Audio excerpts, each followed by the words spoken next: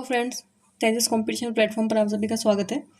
Teaching methods के बारे में हम लोग डिस्कस कर रहे थे और वही सीरीज हम आज आगे भी कंटिन्यूस करेंगे। जो शिक्षण विधियां हैं उनमें आज हम संश्लेषण विधि और विश्लेषण विधि के बारे में बात करेंगे कि ये टीचिंग मेथड्स क्या है, कैसे हैं, किस सब्जेक्ट के लिए ज़्यादा इंपॉर्टेंट है और उनके क्या क्या मेरिट्स हैं, किस तरीके से इसका एक टीचर यूज़ ले सकता है। तो आइए शुरुआत करते हैं। संश्लेषण और विश्लेषण विधियाँ आज का हमारा टॉपिक है, जिसमें सबसे पहले है संश्लेषण विधि।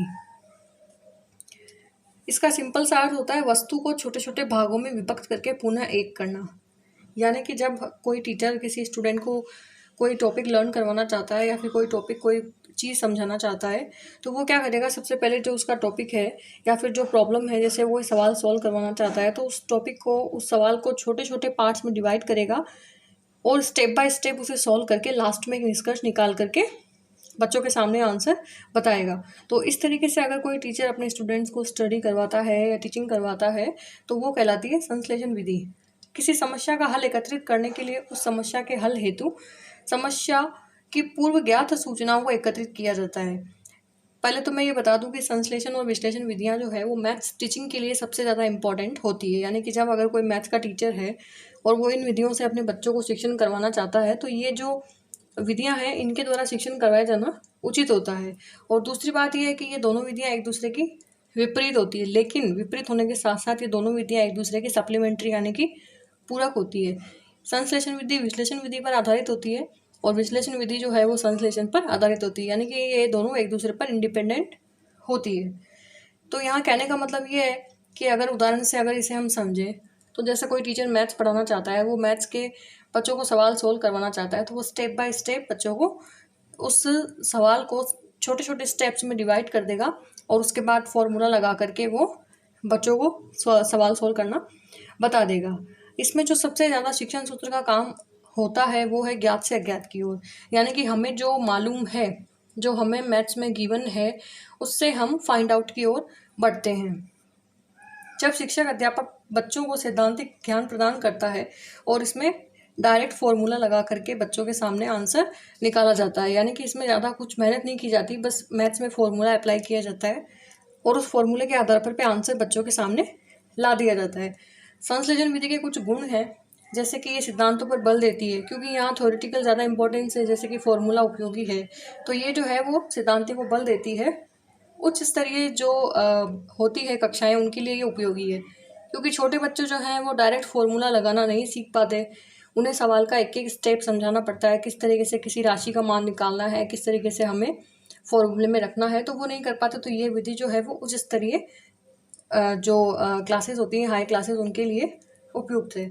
अगला है, इसमें प्राप्त निष्कर्ष जो होते हैं वो वैलिड होते हैं। जब हम सूत्र लगा करके कोई सवाल सॉल्व करते हैं तो ये बात निश्चित है कि उस सवाल में त्रुटि होने के जो चांसेस हैं, जो मिस्टेक्स होने की चांसेस हैं, वो कम होंगी। अगला है विश्लेषण विधि। ये अनुसंधान की विधि है, ये रिसर्च बेस्ड है ये। और इसमें क्या होता है, जब अध्यापक व्यापक रूप से प्रकरण यानी कि कोई टॉपिक है उसे स्पष्ट करता है और इसे विश्लेषण विधि कहते हैं। अब इस लाइन का मतलब ये है कि जब कोई टीचर है वो स्टूडेंट को स्टेप बाय स्टेप किसी एक टॉपिक को पढ़ा रहा है, तो वो उस टॉपिक को काफ़ी ज़्यादा एक ब्रॉड लेवल पे लेके जाएगा, काफ़ी उस टॉपिक से जुड़ी हुई एक एक छोटी छोटी बात बताएगा। उस टॉपिक को अलग अलग पार्ट में करके वो बच्चों के सामने टीचिंग करवाएगा।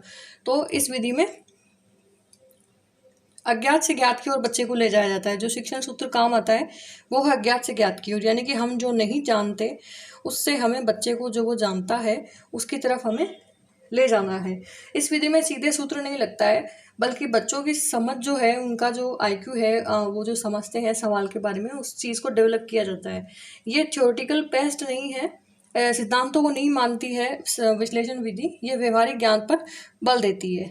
और इसका अर्थ ये है कि प्राप्त सूचनाओं को अलग अलग करके हल खोजा जाता है। अगर हम संश्लेषण विधि की बात करें तो यहाँ डायरेक्ट फॉर्मूला अप्लाई करके बच्चे को पढ़ाया जाता है, लेकिन अगर हम विश्लेषण विधि की बात करें तो यहाँ डायरेक्ट फॉर्मूला अप्लाई नहीं होता। यहाँ सवाल, मैथ्स के जो सवाल हैं उनके एक एक स्टेप निकाले जाते हैं और जैसे हम बच्चों को समझाते हैं, चूँकि इसलिए ये जो एक एक स्टेप बाय स्टेप जो सॉल्व हैं वो विश्लेषण विधि में आते हैं। छात्र में तर्क शक्ति, निर्णय क्षमता का विकास होता है।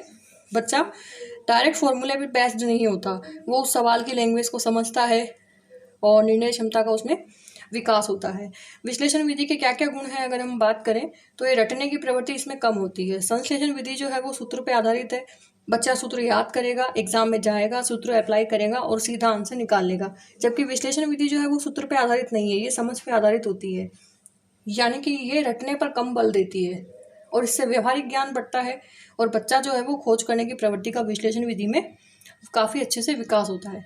तो ये थी संश्लेषण विधि और विश्लेषण विधि, जिनका प्रयोग मैथ्स में, ज़्यादातर मैथ्स में किया जाता है। वैसे तो हम किसी भी सब्जेक्ट में इसका यूज़ कर सकते हैं, लेकिन ये मैथ्स के लिए ज़्यादा इम्पोर्टेंट है। आगे आने वाले वीडियोज़ के लिए सब्सक्राइब करें तेजस कॉम्पिटिशन प्लेटफॉर्म। Thank you.